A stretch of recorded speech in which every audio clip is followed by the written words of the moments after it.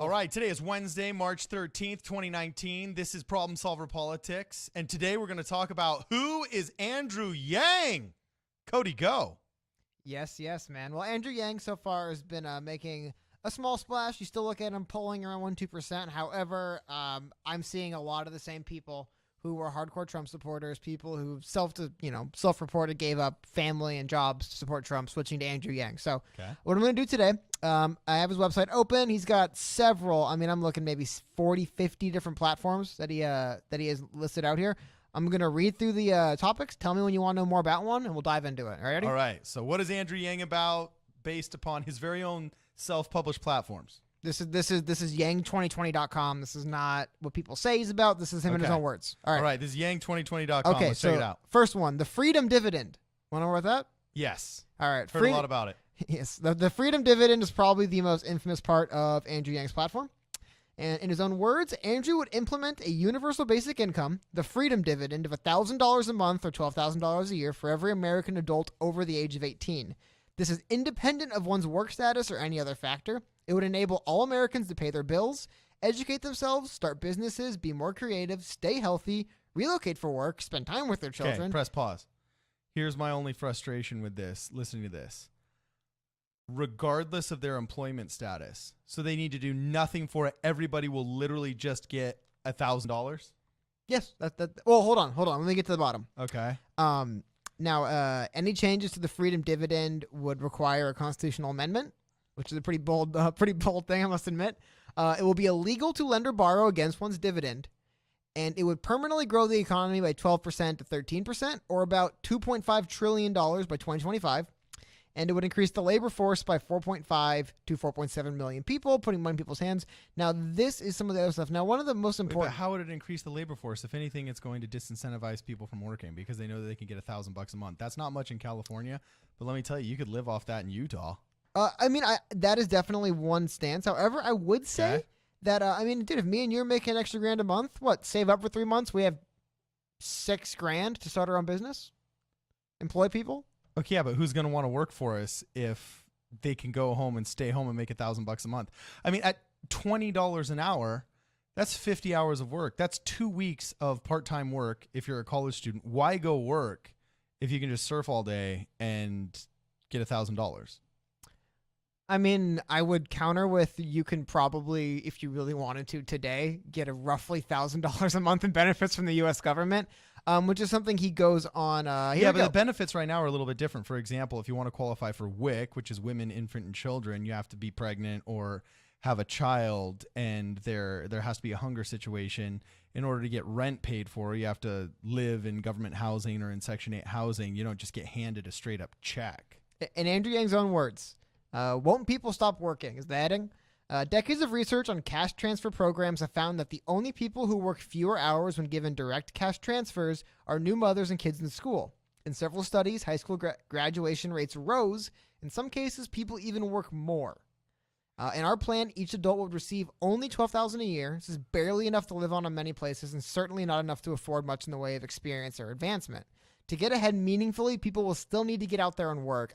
To sum it up from what I'm hearing, basically, there are people today who don't work and live off the government, and that's not going to change anytime soon. Okay. So this is really going to benefit the people who right now get no benefits from the government and are trying to work and do good. There's always going to be layabouts. You can't legislate layabouts. My perpetual desire to give people the benefit of the doubt and my desire to know more is impeding me from making a decision on the Freedom Dividend right now. I would like to see the science that he's claiming is behind this. I really like Donald Trump's term of seductive socialism. I really do believe that most of these tropes and most of these promises made by socialists, and this sounds wildly socialist, are very seductive, but always end up kicking you in the pants later on. Now, I'm in total agreements with the idea that we need drastic change. And this sounds drastic. So, at least it's got the right adverb in front of it. I would want to know more and sit down with Andrew Yang and talk with him, see what's going on. I'd love to see that as well. I don't want to spend we can spend 5 hours on this. Just one last thing. Okay. They address it. Isn't this communism/socialism? According to Andrew Yang or Yang2020.com. No, communism is by definition a revolutionary movement to create a classless, moneyless, and stateless social order built upon shared ownership of products. Well, first off, not stateless and not moneyless. I mean, maybe in the weirdest writings of Frederick Engels and Karl Marx, but we've looked at communist societies. There's still communist societies. In Vietnam, still communist. And they have their own money. They have their own state. More or less, yeah. I mean, again, look what Russia did. I mean, communists shot my grandfather. You know, I'm pretty sure we all know exactly where communism leads. Oh, and its younger brother that's only 1 year younger, because you go from being socialist to communist in 1 year.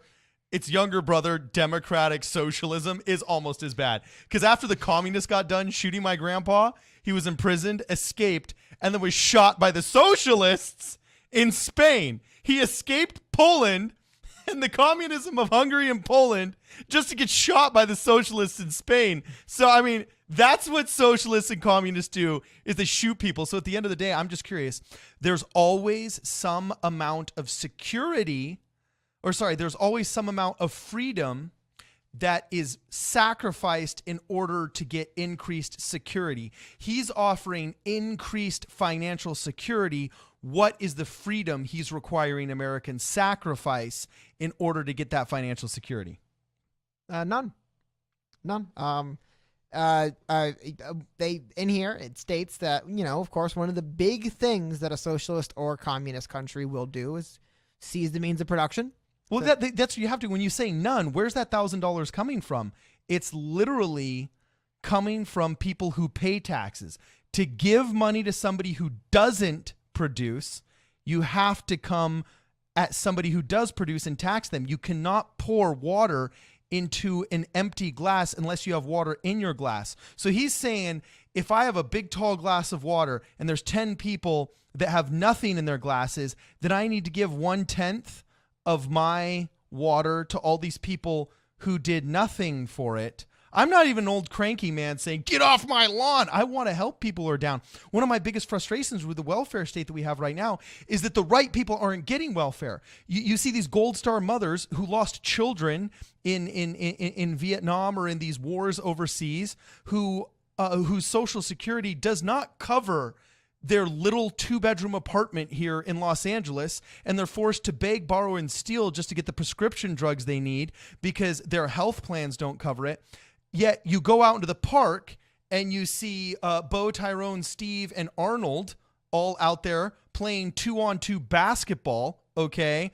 And one of them's on disability doing dunks, you know? And it's like, I want to get Bo, Tyrone, and Steve and Arnold off of welfare so that poor Mrs. A, B, or C, who lost a kid in the war and can't afford her prescription drugs, actually gets the care that she needs and, in my opinion, is much more entitled to, because after all, we're talking about entitlement programs. So I hear you. However, there's a 4-part plan to how we're going to pay for universal basic income. Oh, here's number 1. Wait, can I just point out that I'm pretty sure it's a 4-part plan, because originally it was a 5-part plan, but that sounded way too much like the 5-year plan that the Red Army and the Soviets had in communist Russia. So they whittled it down to 4. All right, keep going. All right. This first one addresses actually your first concern.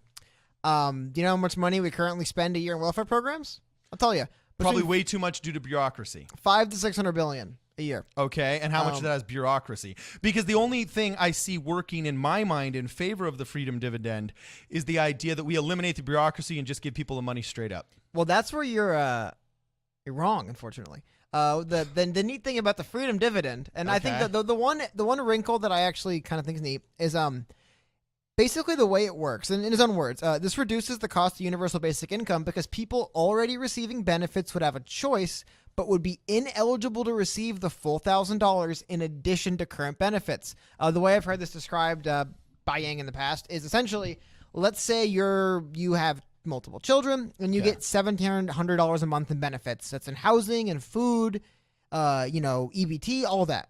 Okay. Well, then you have an option.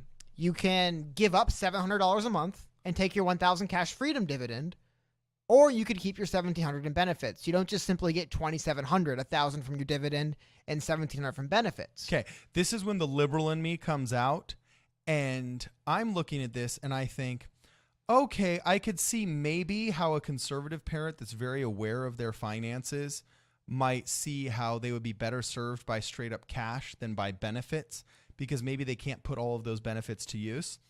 But most very conservative, involved in their finances, financial planning people don't fall upon those kind of economic hard times because they're, not making the poor economic choices because they're so hyper aware. And also, what's keeping all these drug addict, horrible parents that already neglect their kids, that are at least getting fed through food that's showing up? What's keeping all these really crappy parents from just saying, oh, sweet, I mean, forget WIC, forget food stamps for my kid, forget the housing. Just give me the $1,000. I'm going to live at my boyfriend's house and be high 7 days a week, and my kids are going to starve. Nothing, but I would also counter with the kind of capitalist and the money side that then the government saves $700 a month. And so their freedom dividend is actually a plus $700 for the government. Okay, this is what I would need to see is, and this is why I think federalism is so important. I don't like the Uber presidency. I don't like the idea that a president can make this much sweeping economic change in the United States of America, or that even the public perceives that as possible. Because let's face it, how's Andrew Yang, just as a president, going to do this? You can't executive order your way into this program. There would have to be some kind of congressional interaction, and no Congress would ever pass this. So he's barking in the wind at that point. But the other thing that I'm looking at and I'm thinking about this that kind of worries me, is not worries me, but I would like to see more of is, why doesn't one of the states give it a try? Like, I mean, what if Vermont did this? I mean, let's face it. We all say, oh, Obamacare is just Romney care. You know what I'm saying? Because what he did in his home state of Massachusetts, to a certain extent, was the guinea pig on a small scale. I would like to see a state that credits itself as being so wildly socialist. Why doesn't Bernie Sanders try this in Vermont? Why doesn't he embrace the freedom dividend and try it in Vermont? And if there are measurable quantifiers in science that backs up that it works so well, then we could try it nationwide. But until there's, like, this is why I can't stand Democrats' claims that Republicans are science deniers or that we don't want to engage in conversation, because here we are talking about the freedom dividend, okay? And I'm demanding to see the science that proves the freedom dividend would work. He has no science behind this other than an amalgamation of different previous studies that he has put together and basically created a circumstantially evident argument with them. He's surmised a lot and supposed a lot, but methinks he supposeth too much. I want to see the science behind this. All right. Well, remember, that's part one. That's one of the four sources the money would come from. Okay. The fact that you don't have to factor 1,000 per citizen, because most of the people draining the economy or the system currently would get none, little, or give money back to opt in. Number two is a VAT, or value added tax. Okay. Our economy is now incredibly vast at 19 trillion, up 4 trillion in the last decade alone. A VAT, value added tax, at half the European level would generate $800 billion in new revenue. A VAT will become more and more important as technology improves, because you cannot collect income tax from robots or software. So idea being... Wait, okay, but here's my only problem is that if you add tax, at what point do you have the straw that breaks the camel's back? I mean, here in California, for example, federal tax is clocking in, well, federal and state tax is clocking in at a cumulative 54.3% if you're in the highest tax bracket. And, don't quote me, I may be off by 10 grand, but you really only need to make $250,000 in order to be in that highest tax bracket and to be one of those filthy capitalist 1%ers. And the truth is, that may sound like a ton in the flyover states or in other states, but I mean, our school teachers here start at almost $50,000, and that's entry-level pay, because what $50,000 gets you here in California is the equivalent of what like $20,000 gets you in Tennessee or gets you in Utah, Idaho, and Arizona. Okay. So usually administrators and teachers with 15, 20 years experience will be getting nearly six figures. And you can't tell me that if a high school principal falls in love with a Spanish teacher, and they both have 15 years experience, and their mutual income along with their summer jobs yields more than $200,000, that they deserve to be taxed any of that money more than half. Well, a value-added tax would not impact them. The idea of a tax like this is taxation always impacts the citizen, even if it's in an indirect way. And we have the most taxed society. We're in the most taxed county in the United States of America here in Los Angeles. Of course, but again, the counter to that would be, let's say Amazon lays off 60,000 truck drivers Okay. to use automatic trucks. They're not going to lay off 60,000 truck drivers to use automatic trucks. Let's say they lay off five. Five truck drivers lose their job to automatic trucks. Okay. How much does an automatic truck pay in income tax? How much does an automatic truck pay in sales tax? How much does a self-driving truck pay in federal and state income taxes? How much does it? Okay. Point being that if we wanted to zero. overhaul the tax code, I agree with you. We need to change the tax code because there's, for example, a whole entire investment class that doesn't pay income tax. I mean, it was greed on behalf of the Democrats going after everybody's paychecks because in the 40s, 50s, and 60s, so many people had wage-based employment. But now that there's no longer as much wage-based employment, we need to do something other than tax people's wages, which was unconstitutional in the first place. And the Democrats did it at a midnight vote on Christmas Day. What, like back in the 30s? I don't even remember when it was. But well, I would say this is exactly what that's doing. It's saying that, okay, Jeff Bezos, we can't tax your employees anymore because you replaced them with machines. So we're going to tax you. Okay, but what's keeping somebody who is an entrepreneur who starts a company from not being all of a sudden triple taxed with both the wage that he tries to draw from his company, which would be $1,000 less than he needed? Okay, the capital gains tax he's paying on any investments. So he's getting income, he's getting capital gains, he's paying sales tax for anything he purchases, and then having to make sure he monitors sales tax, especially if it's an internet-based company. And then on top of that, he's having to pay a value-added tax. Well, I mean, like anything, there's going to be the people that benefit, the people that don't. It's just yeah, and I'm tired of the middle class not benefiting. The middle class never benefits from socialism. Well, I would say Ever. that this is actually unique in a sense that it's a form of, according to him, it's a capitalist program, but it targets the middle class. Because like I said, the bottom class, they probably lose money and are just giving money back to the government by opting into the dividend. Or either that or it's a wash. They get an extra $100. I want to believe this. Like, there's part of me that wants to believe this. I want to see the science behind it. Well, then what's last couple things? New revenue idea being $2.5 trillion into the economy would create jobs. Again, yeah, and that's assuming everybody spends it on non-black market items. Well, but what if 2% of people in the entire country use that money to save up and start businesses, or maybe they wanted to start a business, but the money's not in there, and they're like, okay, if I get a guaranteed $12,000 a year salary, maybe I only have to pull a few $100 a week from my job, and I can kind of get by those lean years easier. Okay, I could see that. However, there's a big part of me that thinks, who's on welfare? Mostly, and I'm speaking in generalizations here, and I've done plenty of work volunteering with many groups that whether they're homeless or whether they're food challenged or whatever euphemism you want to put on it. Generally, people that are on welfare aren't going to be taking that kind of approach. Okay, a guy that's disabled, maybe has a mental illness that prevents him from working, isn't all of a sudden just going to be starting a multinational internet-based corporation that's going to be awesome because he got an extra $1,000 a month. Well, no, but how many people does it take to employ 30, 40 people?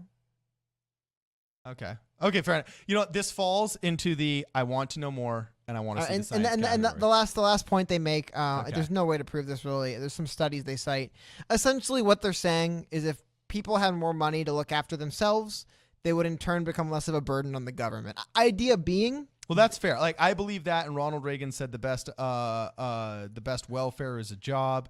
To a certain extent, if you're introducing them into a pool of financial decision making, I could see that being true. Yeah, I mean, again, the idea being, by giving somebody $1,000 a month, they don't become that person taking $1,900 a month in benefits. Okay. So that's the main kind of 4-point stance on how we'd pay for the universal basic income. And remember, once again, I just want to make a point of this: a value-added tax is a tax on the production of goods or services a business produces. Okay. It's a fair tax and makes it much harder for large corporations who are experts at hiding profits and income to avoid paying their fair share. Okay. If that's nothing new, 160 out of 193 countries in the world already have some sort of value-added tax. And they all suck. Europe averages 20%, and I believe he's proposing about half that, 10. Oh, because once again, true to democratic socialist form, we aspire to be like Europe, which sucks at half the rate. I mean, again, there's a lot of criticism that comes up about the amount of tax money Jeff Bezos pays. Yeah, well, that's also like, at half the rate. Oh, my dad's got cancer. I only want half his cancer. No, cancer is a cancer. You don't want any of it. Okay. Yeah, but again, it's kind of the general rundown of the whole Freedom Dividend plan. $1,000 a month, every American over the age of 18.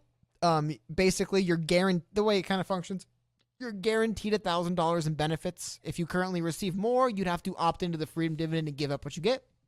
If you currently receive $700, you'd opt in and get an extra $300. All right. It's kind of a base level that every American would at the very least receive $1,000 a month from the federal government. Again, most of the dude, until the border is secure. Well, there's and this is a rock solid, like, until we are Switzerland. Okay, there is no scamming Switzerland. You get there, they're not giving you citizenship for any good reason.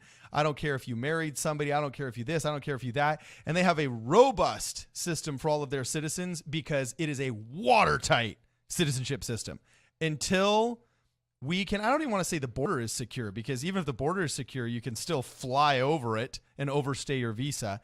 Until we have the citizenship thing literally on lockdown, I don't want there to be a big sign that says free $1,000 a month in the United States of America.